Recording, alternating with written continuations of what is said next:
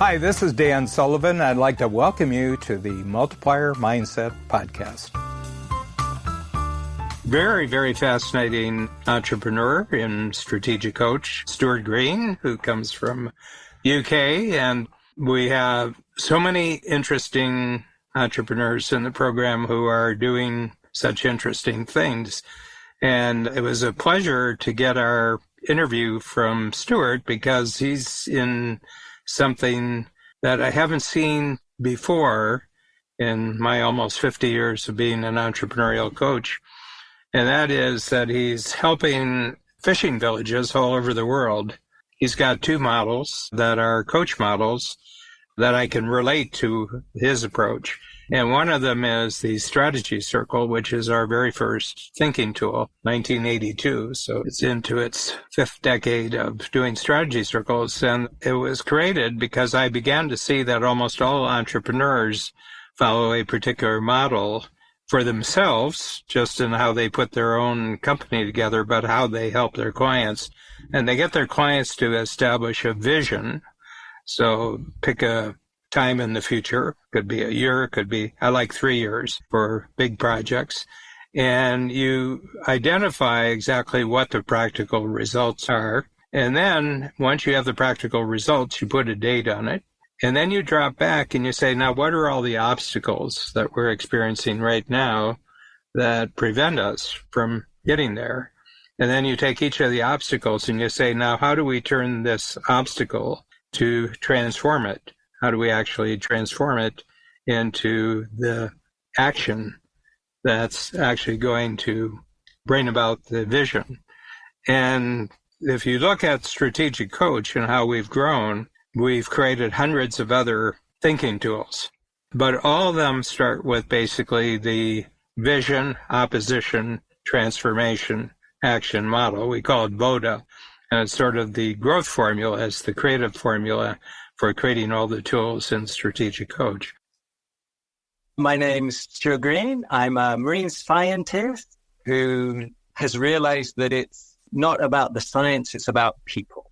Grew up in the UK, very privileged upbringing, finished my education in fisheries. I was always obsessed with fishing as a child, so I always loved to understand what's going on under the water. After I finished university, I spent a lot of time working in the industry, and I found out that in some countries of the world, they use dynamite to fish for a living. And I could not get my head around that problem. So I took a backpack and went to Southeast Asia long before there was telephones or internet or email. So there was a few guidebooks back then, but basically immersed myself in coastal communities across the Asia Pacific, the Philippines, Indonesia, Malaysia at that time, Vietnam. And I never came back until about 4 years ago. I luckily landed with the UK's equivalent of the Peace Corps after I'd been in region for a few months. And I've just lived there in small fishing communities across the region for the last 30 years now. Obsessed with fish as a child, so always fishing. I was a terrible fisher, though. I rarely caught anything, but became obsessed with trying to understand what goes on under the water. So rivers, lakes, or the seas, that became a bit of my obsession. I didn't really have too much fun or passion at school, but then at university, under biology, I lucked out and found a fisheries course. That was my kind of fast forward to really wanting to understand what's going on in fisheries, what's going on in the world. How do we manage this beautiful, renewable natural resource that we have? And then in my last year, I had the pleasure of living with a group of Malaysian students who were at the same university as myself. And they kind of started telling me stories about what's going on in Southeast Asia with fisheries. And I became really stunned that some communities were using trawls, but in particular, dynamite fishing really fixed me. I could not understand the logic why anyone would use a stick of dynamite to feed their family. So I worked for a while, got some money, grabbed a backpack, and then went out to find out for myself how this was happening, and began to realize that the problem wasn't about dynamite. It was a whole system that was not working very well. And I spent the next 25 years trying to solve that problem and see how we can really begin to understand the ocean and basic economics and how they all interface with each other. It's after the Second World War, and I'm referring to the Philippines here, but also a little bit to Indonesia. I think Philippines is where dynamite fishing began. After the war in the Pacific, as the US and the Alliance moved to other countries, they left a ton of munitions behind. And some of the local communities got a little bit creative with those munitions. And the general feeling or understanding of coastal communities in the region is that a coral reef is actually just a stone. They don't even think it's alive.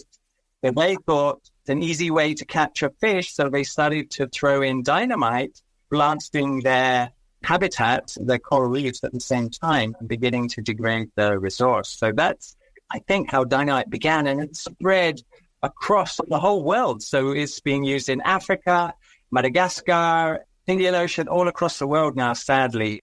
But what I've realized is it's not really just about those habitats. It's not just about dynamite fishing. It's basically our relationship with the ocean and really beginning to understand the benefits and the services that we get and working at a much more kind of integrated level. So working with not just local fishers, non-government organizations, but working with local governments, national governments. It's about policy. It's about economics. It's about livelihoods. So kind of really working at that level. So what we do at BGA is, given our context and understanding of the region, we work with mostly philanthropic organizations.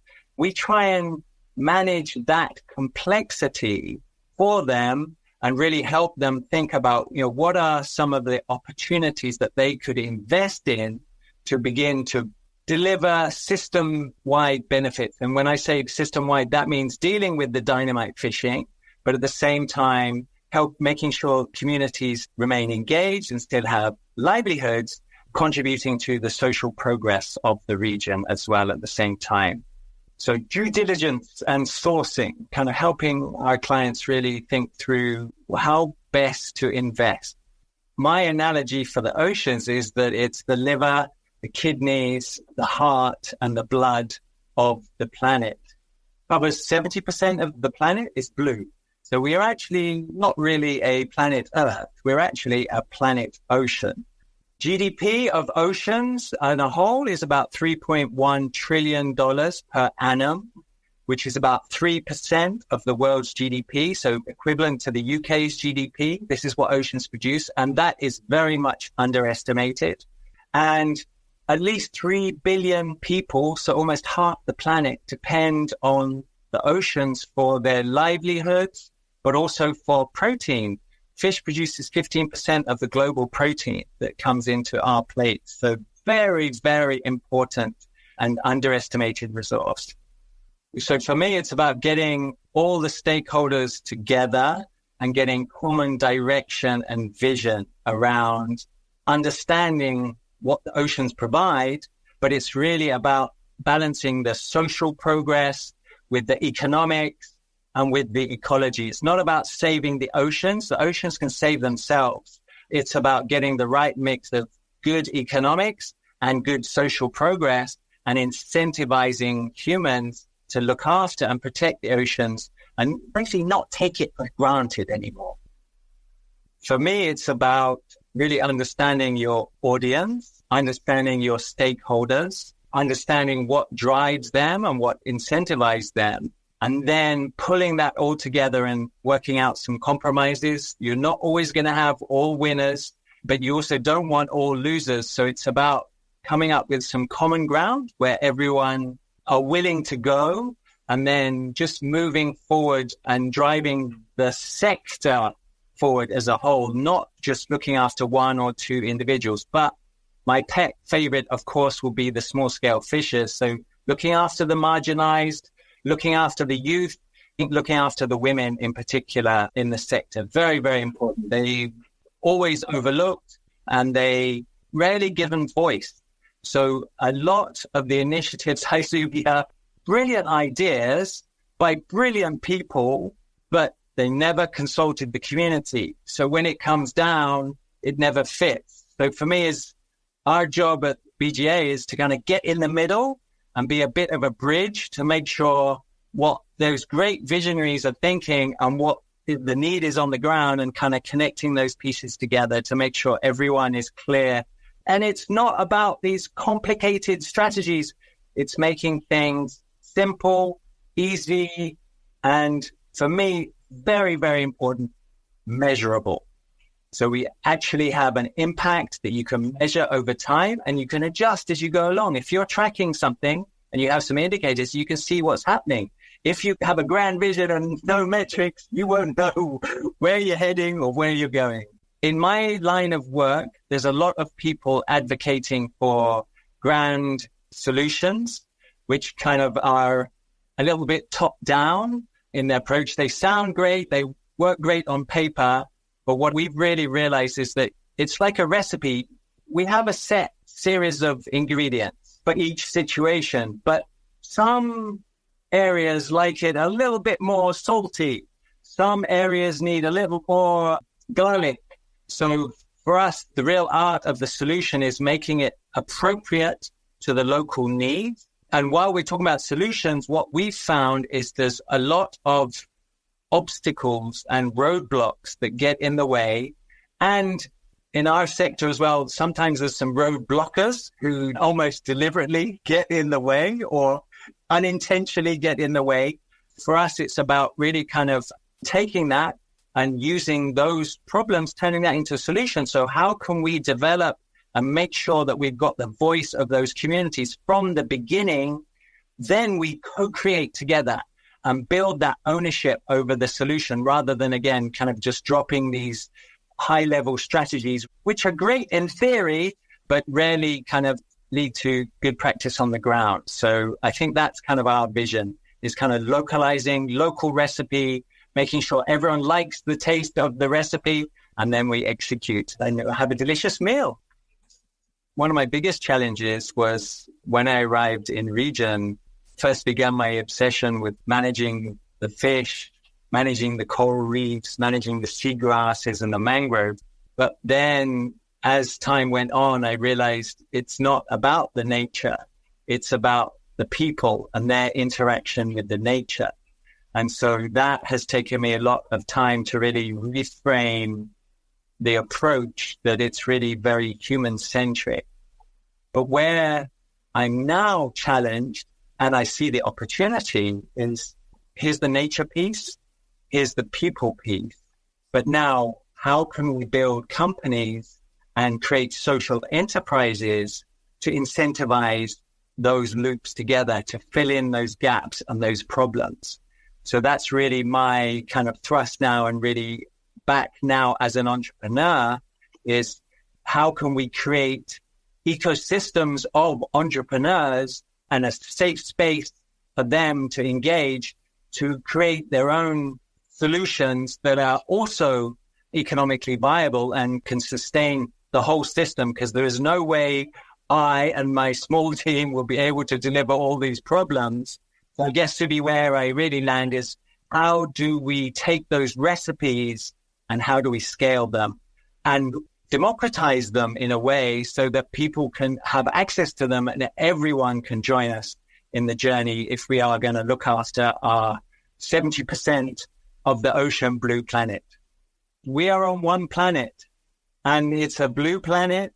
And so what happens there is affecting all of us, either indirectly or directly. So yes, it's very, very important that we look after this beautiful place that we have at the moment, and gives us all this renewable fish, renewable energy, all comes out of the ocean and is our buffer for climate and weather and looks after us. So yes, for me, it's about flipping problems into solution. I've come across a series of roadblockers and situations, both in my personal life and my career life, just seeing how you can turn that problem into an opportunity in some form or manner. It takes a bit of thinking, and you have to kind of turn it all back to front in so many ways, but it's really applying that. And if I was to, call out one of my biggest learnings from strategic coach over the years is really understanding the DOS of my clients and understanding their dangers and what their opportunities are, and really seeing again how we can connect our bridge at BGA with their needs to make sure we want them to be happy and delivering their work, and we want the communities to be happy at the other end. So again, us kind of getting in the middle, connecting with those needs, and then kind of seeing it through to the community. So understanding what you have control of and what you don't have control of, but then taking those problems and seeing if you can't turn them into solutions. That's been my biggest learning over the years. So when I get stumped, it means I just need to try harder and find a different pathway around, and something normally comes up. Ultimately, it's about balancing economy or the livelihood, kind of social progress and ecology, and just kind of hitting that nice little sweet spot in the middle where we look after people, we look after the environment, and we look after the economics, and just playing around in that space. And I'm really excited about the number of different companies and opportunities, especially going into the Indo-Pacific now with a very clear vision around what I'd say is that triple bottom line kind of approach. And so if that hits alignment, if you're able to kind of get into that nice sweet spot, then we would love to work with you, I think is what I'd like to say. And always on the lookout for what I'd say unusual suspects and unusual collaborations. I always think I'm a bit blinkered, but if there's any other opportunities to work with different people who have similar vision, even if they're very far away, I found that connecting, you always find something really interesting in that space. So I think that's it.